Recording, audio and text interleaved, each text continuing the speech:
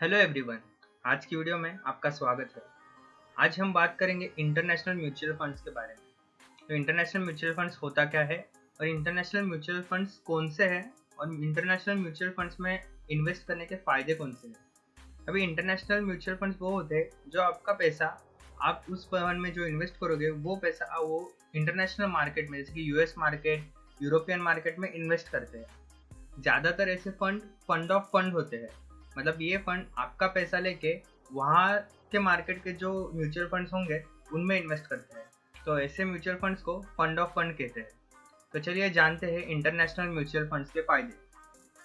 तो सबसे पहला फायदा है कि आपको इंटरनेशनल मार्केट में निवेश करने की संधि मिल जाती है। आप इंडिया से यूएस स्टॉक्स खरीद नहीं सकते। अभी ग्रो और जीरोधा यूएस स्टॉक्स इंडिया में लाने की कोशिश कर रहे हैं, उनका प्रयास चल रहा है कि जो रिटेल इन्वेस्टर्स है उनको यूएस के स्टॉक्स अवेलेबल करा दे।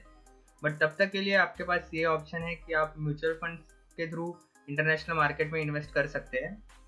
दूसरा फायदा ये है कि वो आपको उन कंपनी में निवेश करने की संधि देगा जो इंडिया में रजिस्टर्ड नहीं है, जैसे कि गूगल और माइक्रोसॉफ्ट। तीसरे फायदे की तरफ जाते हैं जो आपका पोर्टफोलियो डाइवर्सिफाई कर देता है, मतलब आपके पोर्टफोलियो में विभिन्नता आ जाती है। जैसे कि अभी अगर आपने ऑटो सेक्टर में इन्वेस्ट किया है, उसी के साथ एफएमसीजी में भी इन्वेस्ट किया है और दूसरे कोई सेक्टर में भी इन्वेस्ट किया है और ऐसे विभिन्न सेक्टर में इन्वेस्ट किया है, और अगर ऑटो सेक्टर में मंदी आ जाती है तो आपको पूरे पोर्टफोलियो पे जो असर होगा वो उतना ज़्यादा नहीं होगा। अगर आपने मेजोरिटी ऑफ इन्वेस्टमेंट आपने सिर्फ ऑटो सेक्टर में ही की होगी तो आपका पोर्टफोलियो पे ज़्यादा असर होगा। इसीलिए आपका पोर्टफोलियो डाइवर्सिफाई होना बहुत अच्छा है और ये म्यूचुअल फंड आपको वो करने में मदद करता है।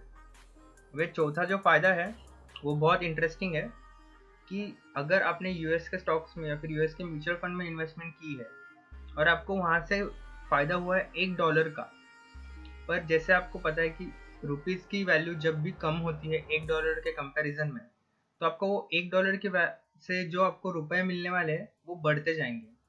जैसे कि अगर 2012 में या फिर 2020 की एग्जांपल ले लेते हैं, अभी अगर रुपये की प्राइस जो चल रही है, अगर 2021 में रुपये की प्राइस कम होगी, मतलब अभी $1 कुछ तो 74 रुपीज़ के आसपास है। अगर 2021 में अगर $1 80 रुपये का हो जाता है तो आपका इस साल जो $1 का प्रॉफिट हुआ है वो जो इस साल 74 रुपीज़ का है वो 2021 में 80 हो जाएगा। मतलब जैसे जैसे रुपये की वैल्यू गिरेगी वैसे वैसे आपका जो रुपये रिटर्न मिलने वाला है आपको डॉलर से वो आपका बढ़ता जाएगा। तो जो रुपीज़ की वैल्यू गिर रही है उससे आपको ये फंड बचाते हैं। अभी सबसे आखिरी वाला फ़ायदा है कि आपका ओवरऑल पोर्टफोलियो है उसके ऊपर जो डोमेस्टिक इवेंट्स के असर होता है उससे वो आपको बचाता है। जैसे कि अगर आपने बहुत सारे ऐसे फंड्स में इन्वेस्ट किया है, आपने 50% अमाउंट इंडियन फंड्स में इन्वेस्ट किया और 50% अमाउंट यूएस फंड्स में इन्वेस्ट किया। अगर कल इंडिया में कुछ हो जाता है जिसकी वजह से मार्केट में तनाव आ जाता है, जिस मार्केट गिर जाता है, तो आपका जो इन्वेस्टेड इंडिया में अमाउंट है उसके ऊपर उसका असर होगा।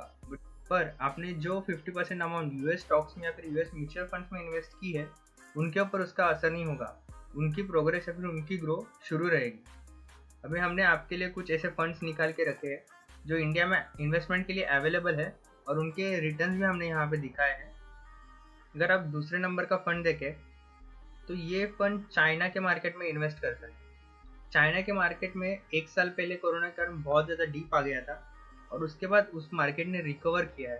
तो आप उस म्यूचुअल फंड का एक साल का रिटर्न देख सकते हो, तो वो है 54.98%। बहुत कम शेयर्स भी आपको इतना इन्वेस्टमेंट रिस्क लेके भी इतना इन्वेस्टमेंट दे पाएंगे जितना इस म्यूचुअल फंड ने दे दिया है।